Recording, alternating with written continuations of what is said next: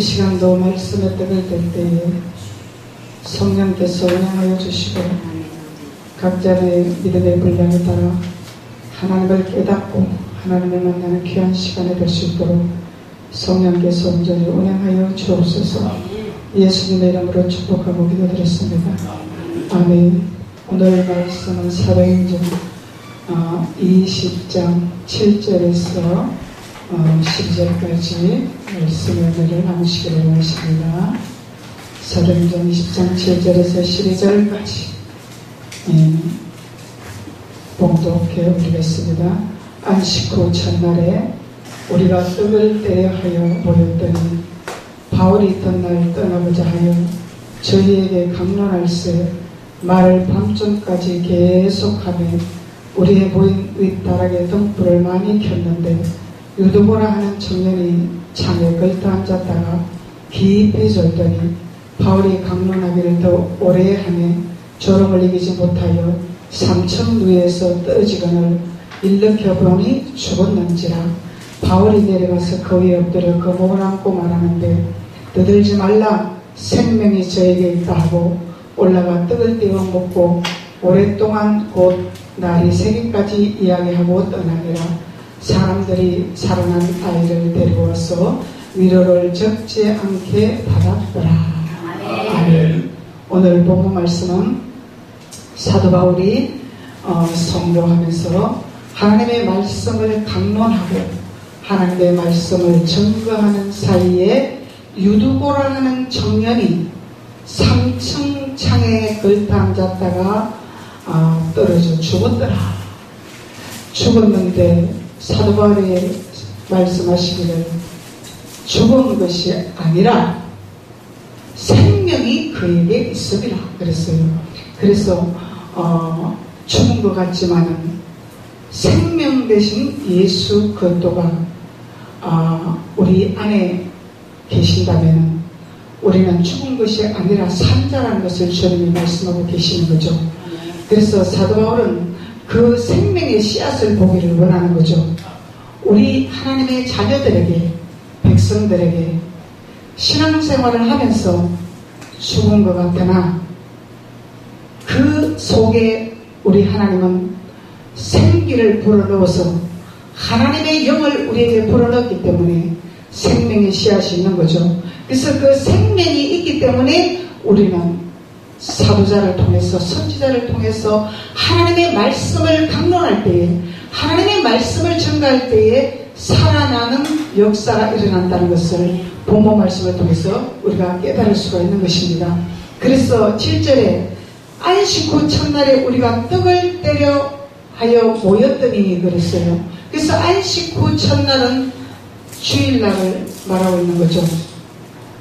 그래서 안식 후 첫날에 부활하신 예수 그리스도의 날이라. 그래서 안식일날 주님이 일하시는 주님이시라. 안식일의 주인은 예수님이라 말씀하셨죠. 그래서 우리 예수님께서 우리에게 성경의 하나님의 떡을 우리에게 말씀을 주시기를 원하시는 거죠. 그래서 사도 바울이 안식 후 첫날에 우리가 떡을 떼려 할 때에 모였는데 바울이 있던 날 떠나고자 하여 저녁에 강론을 하더라. 그래서 강론을 계속하고 있는데 밤중까지 계속하더라. 그래서 사도 바울은 성경 강론을 많이 했다는 것을 우리가 알 수 있는 거죠. 그래서 성경을 우리가 많이 먹어야 된다는 거죠. 떡을 많이 먹어야 된다는 거죠. 말씀을 많이 먹어야 된다는 거죠. 그래서 이 말씀이라는 것은 설교를 조금 하세요, 빨리 끝내세요, 이렇게 이제 말을 한단 말이죠. 그래서 사도 바울은 이 청년이 졸아서 창문에서 걸다가 졸다가 떨어져서 죽을 지경까지 이렇게까지 밤중까지 성경을 강론했더라 그랬어요. 그래서 우리는 말씀을 우리는 계속해서 먹어야 된다는 것을 사도 바울의 사도를 통해서 우리가 알 수가 있는 거죠. 그래서 설교가 지루합니다, 설교를 빨리 끝내세요, 이것은 우리 생각이죠. 우리의 방법이죠. 하나님 방법이 아니라는 것을 우리가 말씀하고 있는 것입니다. 그래서 목사님이 성경을 강론하기를 원하고 사도자들이 성경을 강론하기를 원하고 이 성경을 강론하는 것은 살리기 위해서 하는 거죠. 영혼을 살리기 위해서. 영혼이 살면은 범사가 되어지고 강렬한 축복이 온다고 그랬는데 그것을 막는 바리새인과 사두개인들이 있는 거죠. 유대인들이 있는 거죠.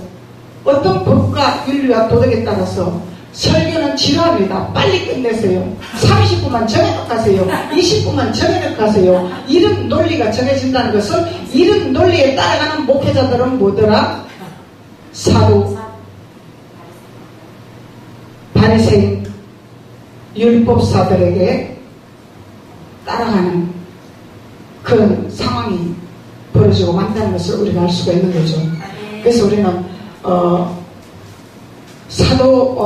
바리새인과 사두개인과 유대인들의 법을 우리는 따라가서는 안 된다는 것을 우리는 본문을 통해서 깨달을 수가 있는 거죠.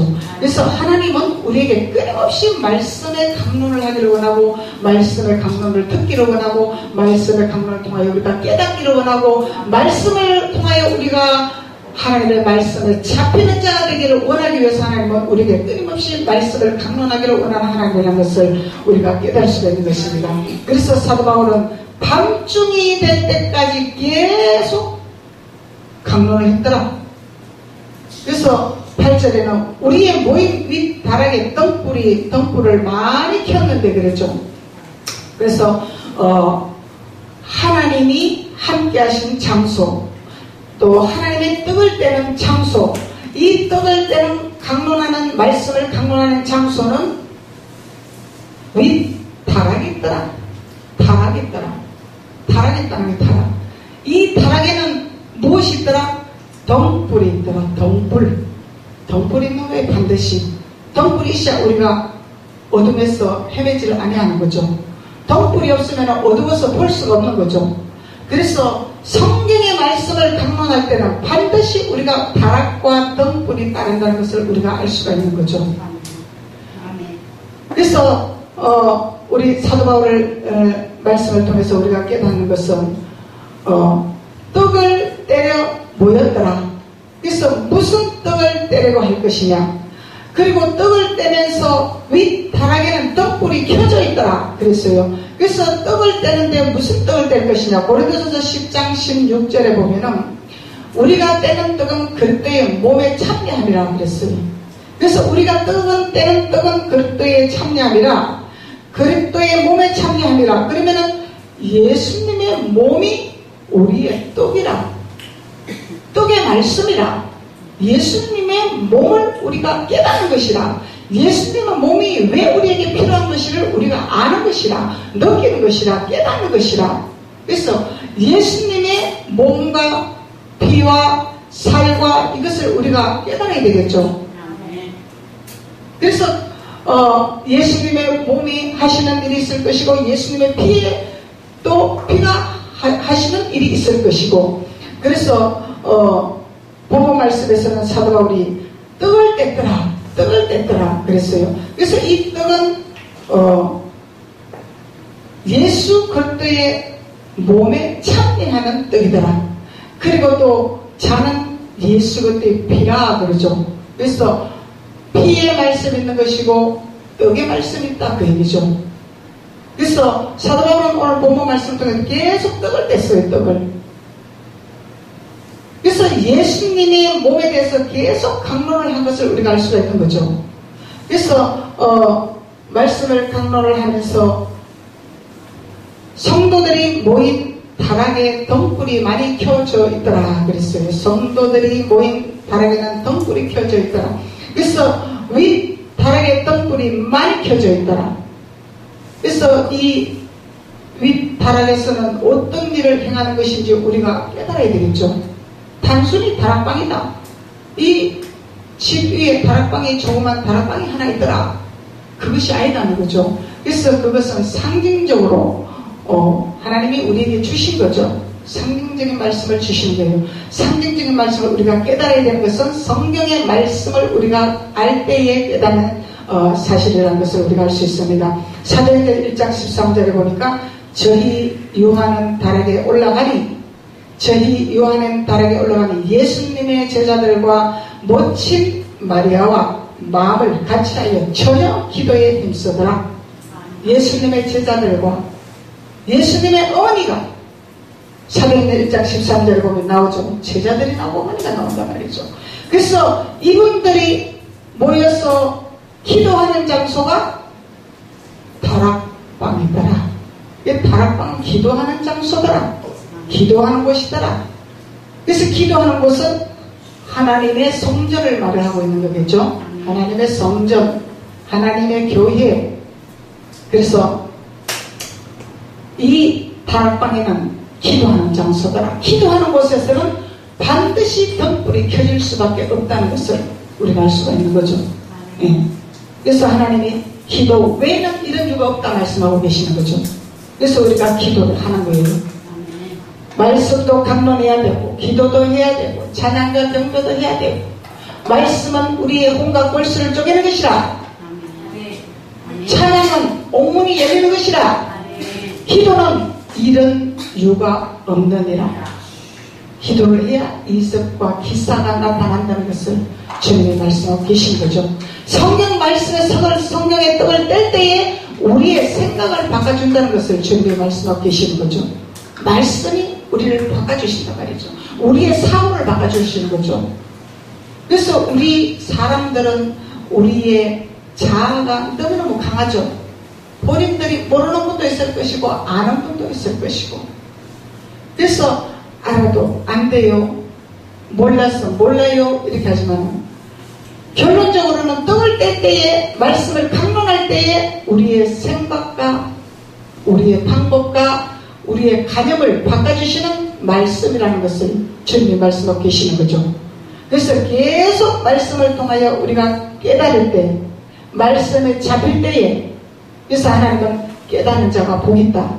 깨닫지 못한 자는 짐승이라 그렇게 말씀하시죠.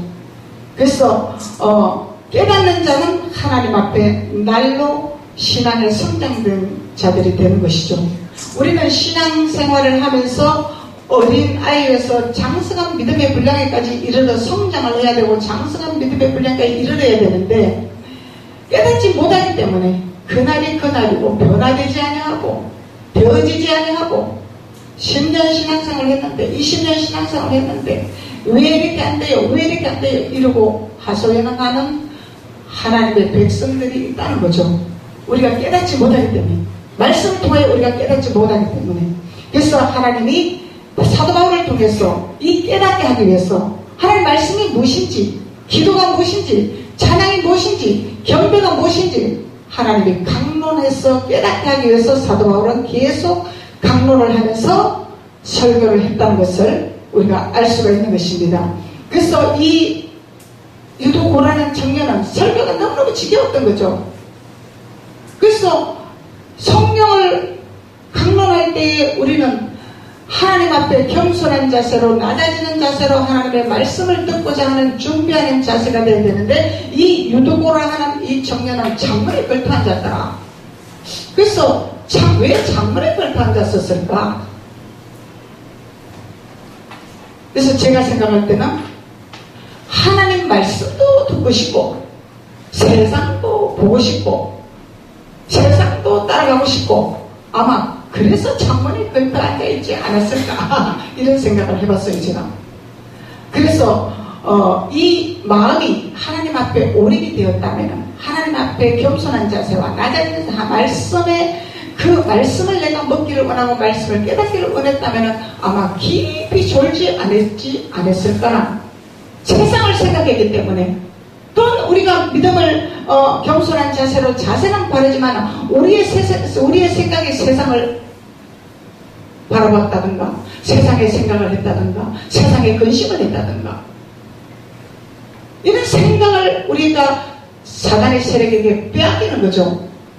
빼앗기면은 사단이 우리를 졸음을 주지 않았을까나 그래서 깊이 잠들게 하지 않았을까나 하나님 말씀을 듣지 못하기 위해서 그래서 우리는 항상 하나님의 말씀을 경청하는 자세로 하나님 앞에 우리가 되어질 때 우리는 유도보라처럼 떨어지지 않는 신앙인이 될 수도 있지만 또한 사단에게 유혹을 받아서 생각이 뺏기고 생각이 우리가 다른 곳으로 잠시 방황했을지라도 또 난간에서 떨어지실지라도 우리가 죽은 것 같지만 사도 바울의 고백을 통해서 생명이 저에게 있느니라, 생명이 저에게 있느니라 인정받을 때에 우리는 살아나는 역사가 일어난다는 것을 주님이 말씀하고 계시는 거죠.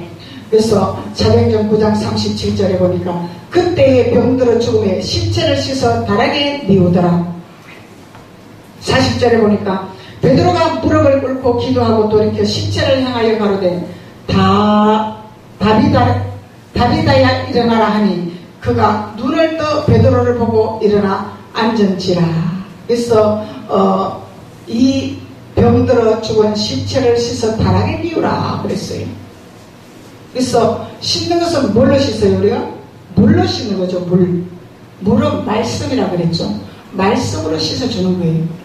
그래서 이 죽은 시체를 말씀으로 씻어준다는 거죠. 그래서 우리가 하나님을 믿고 하나님을 따르고 이런 분들도 있고 믿지 않는 분도 있지만은 믿으면서도 우리가 세상에 방황하는 인생을 살아간다면 하나님 앞에 우리가 매이지 아니한다면 하나님 앞에 우리가 잡히지 아니한다면 우리는 살았다 하나 죽은 시